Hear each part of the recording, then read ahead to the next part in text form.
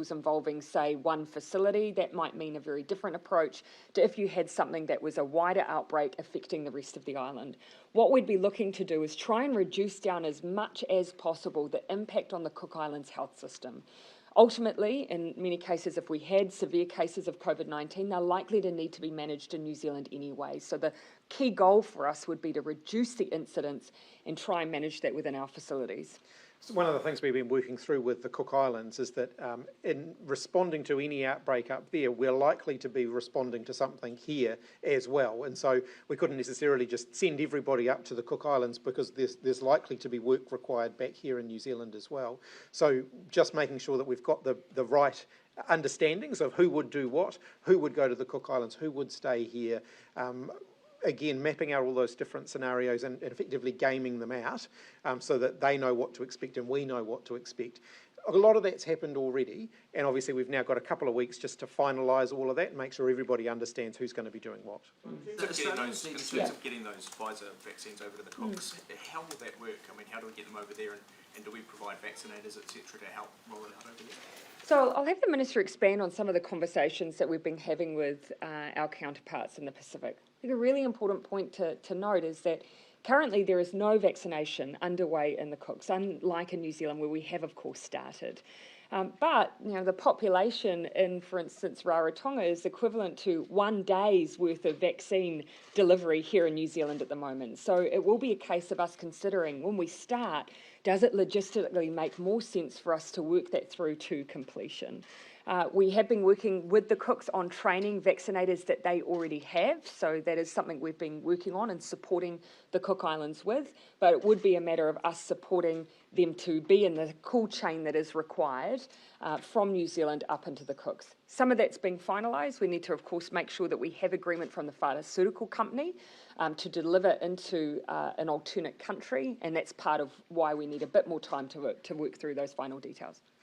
I think you've covered it largely. I mean, one of the things that we are working through is when the best timing to do this is recognising that from July onwards, our vaccination workforce is going to be flat out here in New Zealand. So there is a small window of opportunity where we may be able to send more people up to help in the near future in order to get them back for when we need them here in New Zealand. The arrangement doesn't create a triangular bubble between Australians and... Can I ask why it is that Australian travellers need to spend 14 days in New Zealand before going? Ultimately, those are a call for the Cook Islands. We would have no objection, of course, for the movement between the three. We're already open quarantine-free to Australia. We'll now be open quarantine-free to the Cook Islands. So having that triangular movement, of course, is something that we are very open to. However, this is ultimately a call for the Cook Islands. At this stage, their preference is that anyone coming through Australia would come via New Zealand and that they spend some time there first. It's their prerogative as to whether or not that remains the case. So how can you justify potentially vaccinating another nation's people before your own people? First point that I'd make is we have not finalised the vaccine rollout plans with the Cook Islands at this stage, nor have we with Niue, and nor have we with Tokelau. But what we need to keep in mind is that for each of these countries, they are realm countries. So the idea of treating them as though they are not connected to us, we consider that they very much are. They hold New Zealand passports. The second point I'd make is that, for instance, let's take Niue, a population of less than 1,500 people. Now, we've been running a tiered rollout in New Zealand. We've been prioritising certain groups. But if you're taking the effort and transporting Pfizer vaccine up into the country, keeping it cool at minus 70 degrees, then actually the effort of vaccinating a small portion of their frontline workers would be the equivalent of actually just vaccinating everyone. It's a matter of pure logistics. None of these countries, however, have had any vaccine. We have. We're well over 200,000 now at this point. And so for us, it's about making sure that we get it right. Yes, we're trying to act equitably, but we've also got to do what makes good logistical sense when we do make the effort to get up into the country. Looking to or talking to for our next travel bubble? Obviously, for us, the ones that make the most sense, of course, are the realm countries. You know, given that relationship we have, and given, of course, the movement between our people, really, though, the decision there is very much in the hands of those countries. I don't anticipate for Tokelau it will be high on their agenda, and access for Tokelau, of course, is very difficult in via Samoa. But for Niue, When they're ready, we're ready, but it's very much up to them whether they choose to do that. Commonwealth countries, is that like way off in the distant future, or are you already starting to look at how that might look? Well, one of the criteria, of course, that we've been looking to is, simply the question of who has the same strategy as us and who's being able to roll that out effectively. And because our goal, of course, is let's progressively reopen to the world where it is safe to do so and where we can maintain our strategy of keeping COVID out of New Zealand. So on that basis, that's the conditions under which, while we do not have complete vaccination, those are the conditions under which we consider reopening with others. Prime Minister, on the situation in India, the New Zealand High Commission, in fact confirmed today that several locally engaged staff have contracted COVID-19. Yes. Obviously, travelling itself can be quite dangerous. Getting to New Zealand can be quite hard. But have you sought assurances that the head of mission has discretion, if they wish to vacate the post? Well, look, we've had, as I understand, all the way through the COVID-19 outbreak, we've had staff who have been coming back to New Zealand, posts that have had reduced numbers. It is certainly my understanding that staff do have that ability to come home from post if they need to. But I think here is where it would be only right to acknowledge that throughout the pandemic, we have had people in country, in often COVID hotspots, who are there to support New Zealanders who are there. And that has meant that essentially they've been our frontline workers. Some of them have worked from home for months and months, in some cases upwards of a year. These particular workers have been in a form of lockdown within a compound for the better part of a year. So they've worked in extraordinary circumstances, but all in support of New Zealanders abroad. Do you know if they have permission to vacate the post? I've never at any point been advised that people do not have the flexibility to return home, and in fact I've been told that people have actively returned home. So I've certainly not been advised that we've required people to stay in post. Why were there not oxygen tanks within the post? Why were there not, Why were there not oxygen tanks or urgent medical supplies within the compound? Oh, look, I cannot, as a matter of course, tell you what the protocol is for health and safety or first aid equipment from within a compound under general circumstances, but that would be a question I'm sure if you put to MFAT they could answer. But ultimately I think it is, obviously you can see in the circumstances within India there have been shortages of medical equipment. Obviously, the New Zealand High Commission themselves have acknowledged that they had channels that they could have accessed in order to resolve that would have meant doing something other than what they did via that Twitter call. So that's what they've acknowledged and that's why they've apologised. I'll just let Henry finish his line of questioning. Disciplinary action that's been taken against whoever said that? No, and not at all. And nor would I frankly consider that necessarily that would take place. I don't think any of us can imagine the high pressure situation that staff are in at the moment. And when you consider that the circumstances that led to that tweet, albeit, the wrong decision, the circumstances was a locally engaged employee, a staff member, who probably was known to the person who put the message out, who was critically unwell. And so I can only imagine that would have felt like a desperate situation.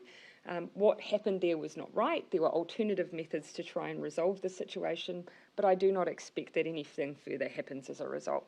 Shouldn't we be sending oxygen tanks and ensuring that the Kiwis on the ground on the front line there have enough supplies to get through this? Of course, our job is to make sure we're looking after the health and well-being of our staff. And I know MFAT puts a huge amount of work into that. Of course, they are amongst the group that now, if they are having to go and work in posts for New Zealand, we are looking to vaccinate them before they're departing and going into post. But we do have staff members who are locally engaged, who will be part of their local community, who might live on compound. That's the case with this individual who's unwell currently. But we still consider ourselves obliged to look after everyone we employ within our High Commission. And that is why, of course, steps were taken to try and provide the medical care that they needed on compound. So clearly there are responsibilities, so they shouldn't have had to take into Twitter. What I've already said is I cannot necessarily give you an outline of all of the health and medical equipment that, as a matter of course, we would expect to be within an MFAT facility or compound. That question is just simply better directed to MFAT. I don't hold that knowledge. at the weekend, Judith Collins held up a Te Puna report saying that it was evidence of the Labour government's basically separatist agenda. That report, what does it mean to your government? Have you received it at cabinet level? What's your response? So the answer to your last question is no, and we have not received it at cabinet level. My response would be that I consider it hugely disappointing that we have debates of this nature whenever it seems that the National Party are in opposition and at a particular point in the polls. Because that's frankly how I see the debate that the opposition leader is trying to start here. And I see it as nothing more than pure politics. Ultimately, the very issue that the leader of the opposition is trying to attack is a declaration that her government and a cabinet she belonged to signed up to. So now to try and politicise it, to me, unfortunately, looks like nothing more than pure politics. Don Brash's whatever speech, do you think that Judith Collins went as far? And do you think that her speech was borderline racist? Simply in terms of a strategy. I think it's disappointing. I'd like to think that New Zealand is in a place in our politics where we've moved beyond that, and yet you don't see these kinds of debates start when, for instance, National are in government, and yet you see a pattern when they're in opposition. I think that is disappointing, and it feels like a big step away from past national governments, where actually, in this case, the very thing that's being attacked was the very thing that a past national government signed up to. Do you think that Judith Collins was dog whistling to racists? Oh, I think it was a political strategy, that's what I'd call it, and a really disappointing one. And as I say, one that we only see at a particular point in a cycle with the National Party. I don't know, to be fair, whether it's something that their whole caucus is united behind as a strategy, but it's certainly not one I would support. Can you explain what work the government is doing in response to the report? We spoke to the author today who said that she worked with officials quite recently on progressing it further. Yeah, well, because so ultimately we, of course, have an obligation, after the fact that New Zealand was signed up to the UN Declaration on the Rights of Indigenous People in 2010. In 2014, there was an agreement that there'd then be concrete action around implementation. So for the past 6 years, there's been that obligation and not a lot of work has gone on. And so next step for us is, what is the public engagement going to look like around that forward plan for us upholding our obligations now that the National Party as government did sign us up to it. But look, the report that has been put forward and mentioned by the Leader of the Opposition has been received by the Minister. It has not gone before Cabinet and does not necessarily represent the views of Cabinet. But we do have an obligation to look at what does implementing this declaration mean for New Zealand, and we'll undertake that process, and very openly.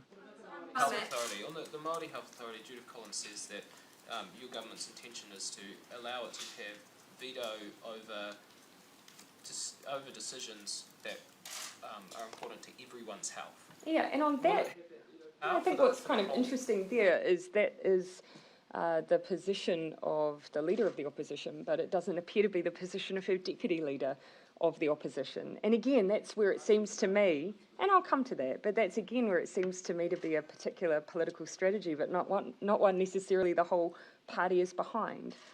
And when it comes to national health plans, our view, of course, is that if we are going to see step change in health outcomes in New Zealand, where Māori, frankly, die younger in this country, we do have to make sure that our services work for every New Zealander, be they European, be they Asian, be they Pacific, be they Māori. We need to make sure those services work. So the Māori Health Authority will have the ability to work in conjunction with Health New Zealand to agree plans that nationally will affect both Māori and non-Māori. So they will have the ability to have a voice that has to be heard, and we will put in place mechanisms where if there is a difference in opinion, that we have a way to resolve those. I'll just pan around if I can, Tove. Are there elements of things in that report that you can rule out happening, such as a separate Parliament or justice system? Look, whilst I don't want to be in the position of a report that hasn't even come before Cabinet, going through individual items within it, I was already asked about that in Parliament, I believe 2 or 3 weeks ago, and I did rule out the separate Parliament at that point. But ultimately, I don't think it's that helpful for a report that hasn't gone before Cabinet to go through that individual process. And again, I make the point, this is a document that's available online, hasn't been received by Cabinet, and I think is being used as a political tool. Okay, I'll come back over. Are you concerned that Pharmac's review of funding could mean fewer life-saving drugs for children with cancer? I think for Pharmac, since we've been in government, we've seen an increase that's taken that budget for Pharmac to over $1 billion. So a 28% increase in the Pharmac budget. I think some of the discussion that's going on at the moment simply demonstrates that there will be a never-ending list of new drugs, drugs that come in at early stages that are being produced globally. And no country in the world necessarily will provide that never-ending list of new drugs for free for every citizen. And there's a really good principle behind this, isn't there, for blanket funding of cancer drugs and actually all drugs for children with terminal illness. So at the moment we have a set of circumstances, since Pharmac have picked up the funding of cancer-related drugs for children, where they've taken on the model that previously existed within DHBs, that because the number of children that were affected was small, that there was a blanket policy of funding those cancer drugs for children. That is now being challenged as being inequitable. Ultimately, what happens from here is not a decision for government, but rather for Pharmac. That's a really important principle that I'm not going to disrupt. We should never politicise the funding of drugs in New Zealand. Funded Pharmac better, then Pharmac could continue that blanket funding. And just as I've said, we've increased the funding of Pharmac by 28%. It now has more than $1 billion budget. As a result of that increase in funding, they have gone through and continued to fund additional drugs that they see necessary. And to keep in mind, they have, within those parameters, funded those cancer drugs for children. What's being challenged here is the idea of whether they should fund all drugs for all children across a range of different issues. And that is not a decision for us as politicians and never should be. Are you somewhat worried that kind of perversely increasing Pharmac's budget would actually give it somewhat less power when negotiating with drug companies, because the drug companies would know that it had more money to spend on various drugs? Yeah, well, is that part of the calculus?